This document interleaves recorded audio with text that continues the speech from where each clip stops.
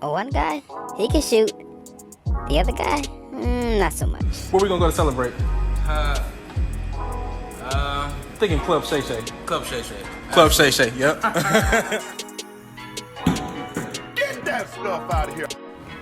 And although they're very different in many ways, most importantly, they're brothers for life. And they always gonna have something to say. That's exactly what's gonna get disrespectful. You gonna end up like Russell Westbrook. You gonna be just out. Welcome back. This is I Got Something to Say, home of the unmitigated dog. I'm your host, Quaylen Q. Smith, along with my partner, Alan AJ Ward. Alan, what's up? Not much. How you doing, bro? Doing good. This is part 4 of episode 4. We have 2 special guests. We have Mr. Therians Hogue, otherwise known as Hoagie Bear, from Mississippi. And then we got Miss Malak. I gotta start over. Oh, he'll get it, guys. It wasn't like we practiced this before, but anyway. Look, she coming to us from the Bahamas, so I can't get it right. I'm gonna let her introduce herself, because I can't get her name right. I'm sorry. Yes, I am Malak Tinker. I live in the Bahamas, the capital, Nassau. Pretty much I live where you guys vacation. So, yeah. There we go. We're going international, playboy. All right, so let's get this show on the road. Here's what we're talking about today.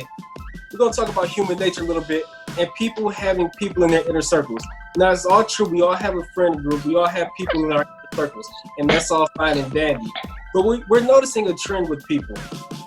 People who are having people in their inner circle that really don't have their best interest at heart. And here's what I mean. When you have people around you that tell you only what you want to hear and not necessarily what you need to hear, they'll tickle your ears, so to speak. And that's what this title of this topic is called, Tickle My Ears. Some people think it's a good thing, it feeds their ego, it boosts their confidence to have yes men or yes girls kind of pat them on the back and just egg them on. I for one find it to be detrimental. Now, it's true, you do want people to boost your ego, boost your confidence, but not having people to tell you the truth would be detrimental to not only yourself, but others around you. Alan, I'm gonna start with you. What do you think about people who like to have their ears tickled? Like a little hand motion I did? Tickled? No, I don't. What? No. They didn't like, nobody else liked it either. But I think it's dangerous, man. It's dangerous. When you have somebody who's gonna tell you what you want to hear, like, as friends, we're supposed to build each other up, but not just for the good. We're supposed to, help each other out, throughout life and certain things. Like me and you, we've been through a lot. And you've always told me what I needed to hear. And that's helped me. If you would have told me what I wanted to hear, I wouldn't be the person I am today. Like, I wouldn't have learned from maybe the mistakes. Because as imperfect people, we're already trying to justify the wrongdoing that we do in our own heads. If somebody else is telling us that, oh man, GG. Yeah, and so I just want to be clear before I give it to Ms. Tinker there that Alan is who he is because I habitually put foots in him. Ms. Tinker, go ahead. I think that there is destructive criticism and then there's constructive, but people don't like confrontation. And I think that some friends just don't like to say, you need to clean this up, because they don't want to have that friction. And it could come from because they don't know how to properly communicate when something is not going in the right direction. So sometimes I think it does have to do with a little bit of just innocently, people don't know how to communicate something that's not going right in this person's life, their friend's life. And because they aren't able to do that, it can come across as if they are just being, positive princes and prince. But I just generally think that a lot of homes and a lot of people are not taught how to deal with confrontation and how not to be confrontational, because it's so easy, especially in our community, to be kind of confrontational. Our tone quality, we get so defensive when someone's like trying to help us. So I don't have much friends that tickle my ears, but I have had friends before that's done that, and they're still that way, but that's because they have decided not to grow from it. It's just a thing. I'm the friend though that that will call you out. Have me on your team, because I'm going to be with you, but I'm also tell you when you're doing something crazy. So have me there. All right, cool. Oh, hold your bell. Get in there. Hey, that run, y'all hear that? Oh, hold your bell. Get Shut in up. there. Let him talk. I swear, don't you dare. Oh, y'all better quit playing with me. I hope that Go polar ahead, bear Terry. eats it. Get that That dude don't know what he's talking about, man. That was good. Go ahead, Ho. Talk to But me. hey, I like how she mentioned about the culture and constructive criticism and all of that. Because everybody know, well, not everybody, but in the art world, you have what you consider artistic criticism. And basically all it is telling people honestly what you think their artistic picture is, and hope that it better help them to grow. Because once they do that, they'll be able to develop a type of artistic piece that can appease to all culture. You see? So it's basically like that. A lot of people just don't like to be told wrong. So some people prefer to get their ears tickled because it feels good to them. And we know when you get tickled, it kind of hurts a little bit, but it feels good. You see what I'm saying? So a lot of people, they don't want to be hurt like that, but they want to be told something good. And some people rather let you, be honest with them. But some people, they just rather, like you said, the culture, how they brought up, the family surrounding. Some people brought up in a home where it's all about you. It's what you believe. It's what you want. And people ain't your friends unless they agree with you on a lot of things. But that's not necessarily the case. Yeah, and I'm going to piggyback off of what Therius said just a little bit here. And I'm going to actually turn this over to y'all in a second here. But here's what happens a lot of times, too, when you have people who are scared to tell their friends the truth for fear of how they're going to react. My whole thing is this. If you are too scared to speak up because you think she going to get mad or he don't like when I disagree with him, then first of all, you're not a real friend. Because if you got something to say, doggone it, I got something to say. I'm not going to let you go down the wrong, you like how, yeah, there you go. But I got something to say. So I'm not going to let you go down the wrong path and let you have a wrong line of thinking or think what you want to think to your detriment. And I was going to say this too. If said person gets mad at you and cuts you off, casts you off, stop responding to your text message or call, stop kicking it with you because you had to tell them something? Nah, man, that ain't your friend in the first place. Alan, get back in there. What do you think?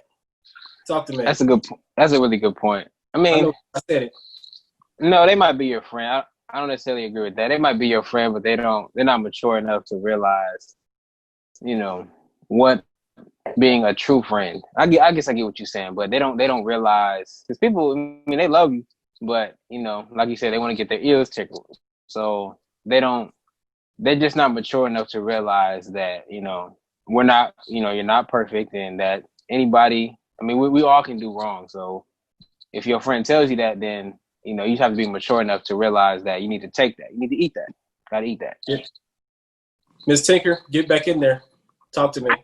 I just feel like I have found myself in situations where I have avoided telling someone something based on just, you deal with people according to knowledge.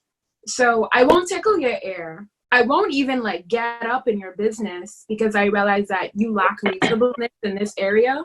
But what I will do is if it comes up just naturally where you bring up something, I'll be like, but this is how I feel about it.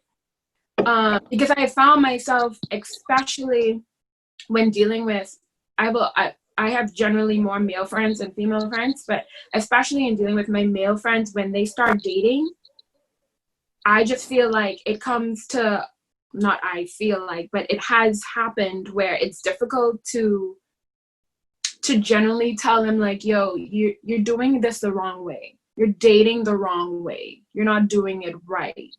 So depending on who it is, it may be easier to bring up.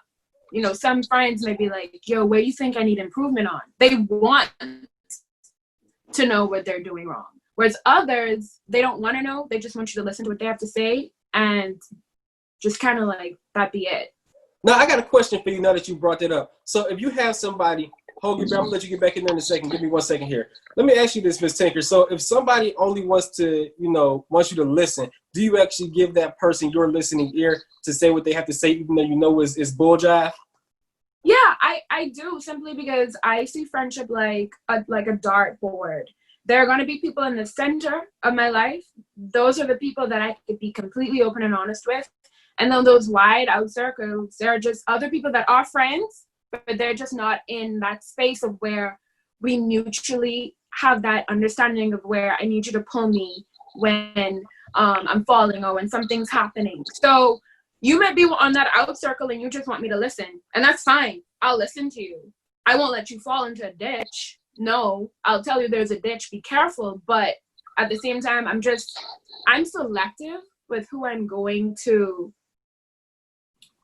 say certain things to. And not because I don't think you should know what you're doing is wrong, but simply because I don't want you to think my motives are impure. I get you. That makes a lot of sense. Yeah. Those are actually good points. Like you said, everybody, you can't handle the truth. Alan, you see how they laugh? Can you be like them and just laugh at me just once in your life? Alan was like, No. an extra click. Why don't you love? Why you gotta be? Come on, man. I do love you. I tell you that every day. Yeah, I know. As a matter of fact, we gonna have a discussion about that. Hoagie Bear, go ahead. Hey, y'all may remember something, that some people have like a prejudiced view on someone. So one person can tell them something, and especially if they don't like the person or dislike the person, whatever the case may be, they can tell them something and they gonna be heated.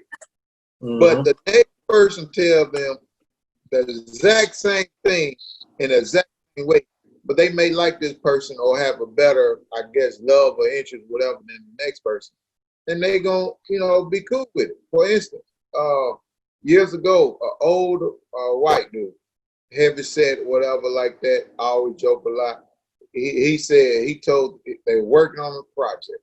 He told they did something or whatever. He jokingly told her, you must got some blood roots. Just like that, right? She got highly offended at this dude for saying it.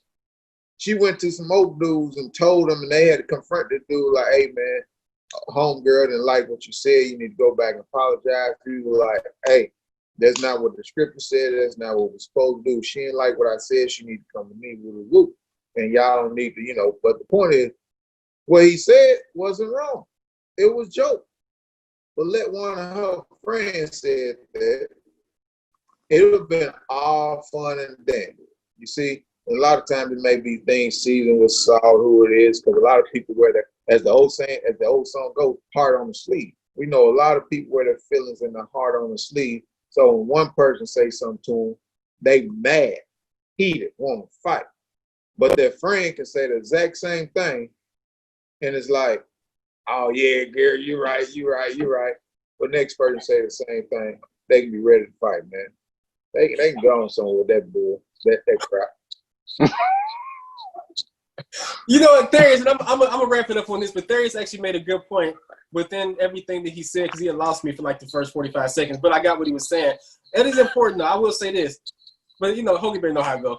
But don't kill the messenger. Like, actually be humble enough to understand what. Now, sometimes we, as the messenger, you need to be tactful and you need to be careful with how you present said message and or issue.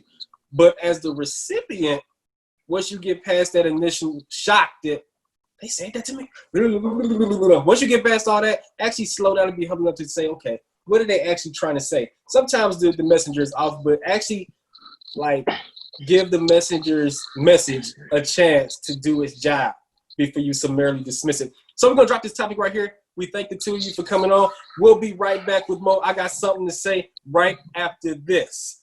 Booyah!